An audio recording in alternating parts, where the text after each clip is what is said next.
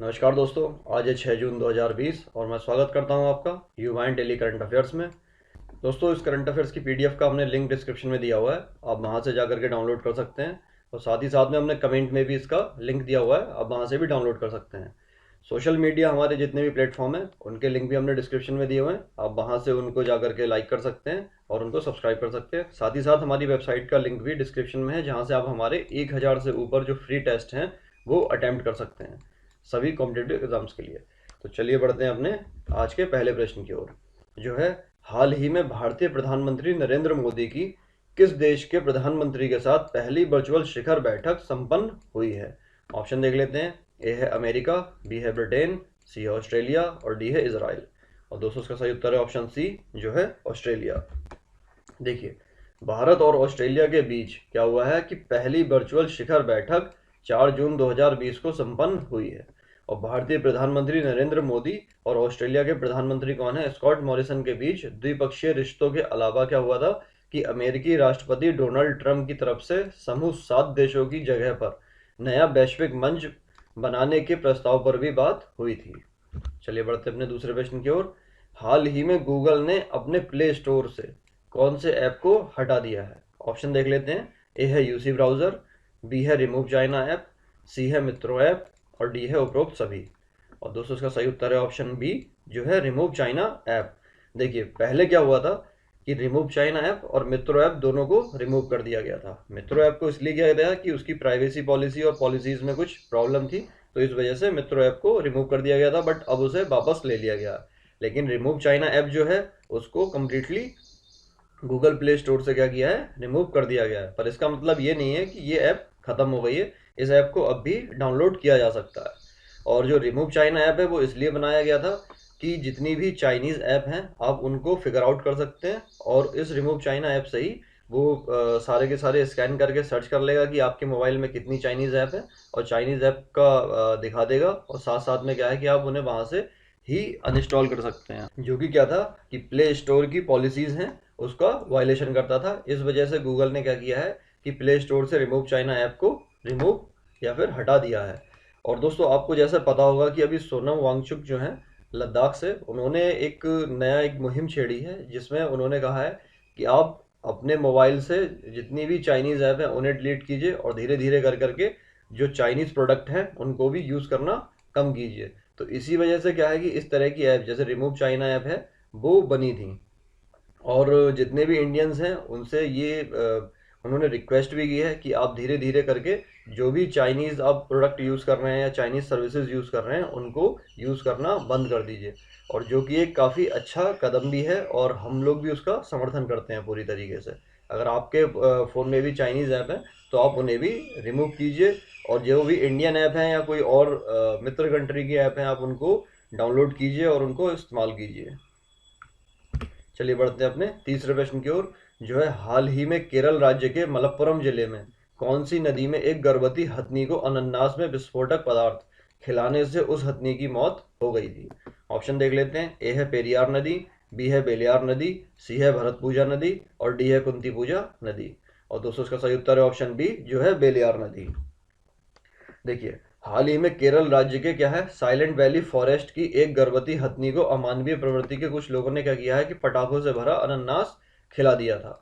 और पटाखों में विस्फोट के चलते हथनी का क्या हुआ था कि जबड़ा जो था बुरी तरीके से क्षतिग्रस्त हो गया था, और इसके कारण क्या हुआ था कि हथनी की मलप्पुरम जिले में बेलियार नदी में मृत्यु हो गई थी। और दोस्तों, ये काफ़ी एक अमानवीय घटना थी, और इसकी वजह से क्या है कि लोगों में काफ़ी ज़्यादा गुस्सा भी था। चलिए बढ़ते हैं अपने अगले प्रश्न की ओर, जो है हाल ही में अमेरिका किस देश के यात्री विमानों की उड़ानों पर 16 जून से रोक लगाने जा रहा है। ऑप्शन देख लेते हैं। ए है वियतनाम, बी है चीन, सी है भारत और डी है ईरान। और दोस्तों, इसका सही उत्तर है ऑप्शन बी, चीन। देखिए, अमेरिका ने क्या किया है कि चीनी यात्री विमानों की उड़ान पर कब से 16 जून से पाबंदी लगाने जा रहा है। और अमेरिकी परिवहन मंत्रालय ने क्या किया है कि चीन की 4 एयरलाइन के यात्री विमानों की उड़ानों पर रोक लगाने की घोषणा भी की है। और 16 जून के बाद से क्या होगा कि चीन का कोई भी यात्री विमान ना तो अमेरिका आएगा और ना ही अमेरिका से जाएगा। चीन की ये 4 एयरलाइंस हैं, कौन कौन सी? एक है, पहली है एयर चाइना, दूसरी है चाइना ईस्टर्न एयरलाइंस कॉर्प, तीसरी है चाइना साउदर्न एयरलाइन कंपनी, और चौथी है हेनान एयरलाइन होल्डिंग कंपनी। तो इन चारों पर क्या किया है कि अमेरिका ने बैन लगाया एक तरीके से, और कब से वो शुरू होगा, 16 जून से शुरू होगा।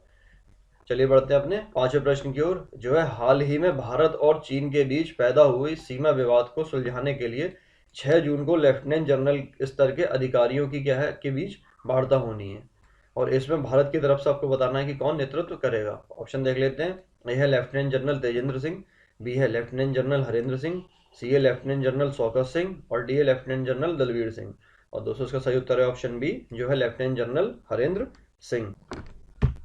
चलिए बढ़ते हैं अपने छठे प्रश्न की ओर, जो है हाल ही में कौन सा राज्य कोरोना वायरस से संक्रमित मरीजों के लिए 1 लाख बेड तैयार करने वाला देश का पहला राज्य बन गया है। ऑप्शन देख लेते हैं। ए है महाराष्ट्र, बी है गुजरात, सी है उत्तर प्रदेश, और डी है दिल्ली। और दोस्तों इसका सही उत्तर है ऑप्शन सी, जो है उत्तर प्रदेश। चलिए बढ़ते हैं अपने सातवें प्रश्न की ओर, हाल ही में दिल्ली सरकार ने कोरोना वायरस से निपटने के लिए कौन सा मोबाइल ऐप लॉन्च किया है, और यह ऐप क्या है कि अस्पतालों में वेंटिलेटर तथा बेड की उपलब्धता के बारे में बताएगा। ऑप्शन देख लेते हैं। ए है दिल्ली कोरोना, बी है दिल्ली कोविड-19, सी है राहत ऐप, और डी है कोविड-19 राहत। और दोस्तों इसका सही उत्तर है ऑप्शन ए, जो है दिल्ली कोरोना। चलिए बढ़ते हैं अपने आठवें प्रश्न की ओर, जो है हाल ही में प्रीतम सिंह का क्या हुआ, निधन हो गया। आपको बताना है कि वह किस क्षेत्र से संबंधित थे। ऑप्शन देख लेते हैं। ए है पर्यावरण से, बी है शिक्षा, सी है कहानी, और डी है पत्रकारिता से। और दोस्तों इसका सही उत्तर है ऑप्शन बी, जो है शिक्षा। देखिए, शिक्षाविद, प्रबंधन गुरु, लेखक और भारतीय प्रबंधन संस्थान IIM लखनऊ या Indian institute of management Lucknow के निदेशक रहे। निदेशक का मतलब होता है डायरेक्टर रहे पद्मश्री प्रीतम सिंह का निधन हो गया। चलिए बढ़ते हैं अपने 90वें प्रश्न की ओर, जो है हाल ही में कौन सी ऑटोमोबाइल कंपनी ने क्लिक टू बाय नामक क्या है नामक प्लेटफॉर्म लॉन्च किया है। ऑप्शन देख लेते हैं। ए है टोयोटा, बी है हुंडई, सी है मारुति, और डी है फिएट। और दोस्तों इसका सही उत्तर है ऑप्शन बी, जो है हुंडई। देखिए, देश की दूसरी सबसे बड़ी कार कंपनी हुंडई, कौन सी कंपनी है, हुंडई ने क्या किया है, क्लिक टू बाय नाम का एक ऐसा प्लेटफॉर्म शुरू किया है जहां ग्राहकों को अपनी कार खरीदने के लिए कंपनी के शोरूम पर जाने की जरूरत नहीं होगी, और पसंद की कार की टेस्ट ड्राइव करने से लेकर के उसके लिए ऑटो लोन और डिलीवरी तक की सारी प्रक्रिया को क्या किया जाएगा, ऑनलाइन ही अंजाम दिया जा सकेगा। चलिए बढ़ते हैं अपने 10वें प्रश्न की ओर, जो है हाल ही में अमेरिकी कंपनियों पर भारत द्वारा लगाए जाने वाले कौन से टैक्स की जांच करने के लिए अमेरिकी सरकार ने कहा है। ऑप्शन देख लेते हैं। ए है डिजिटल सर्विस टैक्स, बी है वैल्यू एडेड टैक्स, सी है ग्रीन टैक्स, और डी है कंपनी सोशल रिस्पॉन्सिबिलिटी टैक्स या CSR। और दोस्तों इसका सही उत्तर है ऑप्शन ए, जो है डिजिटल सर्विस टैक्स। देखिए, गूगल और अमेजन जैसी दिग्गज कंपनियों पर भारत में लगने वाली डिजिटल सर्विस टैक्स अमेरिका को क्या है, मंजूर नहीं है, और अमेरिका ने कहा है कि वह भारत समेत कितने 10 देशों में लागू या प्रस्तावित DST की जांच करेगा। और अमेरिका की यह दलील है कि यह देश DST लगाने में क्या कर रहे हैं कि अमेरिकी कंपनियों के साथ भेदभाव कर रहे हैं, और यूनाइटेड स्टेट ट्रेड रिप्रेजेंटेटिव की तरफ से क्या किया है कि डिजिटल सर्विस टैक्स की जांच शुरू करने के लिए भारत समेत जिन अन्य देशों को नोटिस जारी किया गया है उनमें कौन कौन है, ऑस्ट्रेलिया, ब्राज़ील, यूरोपीय यूनियन, इटली, इंडोनेशिया, स्पेन, तुर्की व ब्रिटेन शामिल हैं। चलिए बढ़ते हैं अपने 11वें प्रश्न की ओर, जो है भारत में निवेश का माकूल माहौल तैयार करने एवं निर्धारित समय में निवेशकों को तमाम मंजूरी दिलवाने के लिए सचिवों के विशेषाधिकार प्राप्त समूह का गठन किया जाएगा, जिसके अध्यक्ष कौन होंगे। ऑप्शन देख लेते हैं। ए है नीति आयोग के उपाध्यक्ष, बी है नीति आयोग के CEO, सी है भारत के कैबिनेट सचिव, और डी है वित्त मंत्रालय के सचिव। और दोस्तों इसका सही उत्तर है ऑप्शन सी, जो है भारत के कैबिनेट सचिव। देखिए, इस फैसले के मुताबिक EGOS के अध्यक्ष कौन होंगे, कैबिनेट सचिव होंगे, और उद्योग एवं आंतरिक व्यापार संवर्धन विभाग के सचिव इस समूह के क्या है, संयोजक सदस्य होंगे। और नीति आयोग के CEO के अलावा वाणिज्य, राजस्व और वित्तीय मामलों के विभागों के सचिव इस समूह के क्या होंगे, सदस्य होंगे। चलिए बढ़ते हैं अपने 12वें प्रश्न की ओर, जो है चक्रवाती तूफान निसर्ग 3 जून को महाराष्ट्र के किस समुद्री तट से टकराया था। ऑप्शन ए है रायगढ़ जिले के अलीबाग, बी है नागपुर, सी है मुंबई के बरसोबा, और डी है मुंबई के जुहू। और दोस्तों इसका सही उत्तर है ऑप्शन ए, जो है रायगढ़ जिले के अलीबाग। तो चलिए बढ़ते हैं अपने आज के प्रश्न की ओर, जो है कर्क रेखा भारत के कितने राज्यों से होकर गुजरती है? ऑप्शन देख लेते हैं। ए है 5, बी है 6, सी है 8 और डी है 10। आपको क्या करना है कि इस प्रश्न का उत्तर हमें देना है कमेंट के माध्यम से।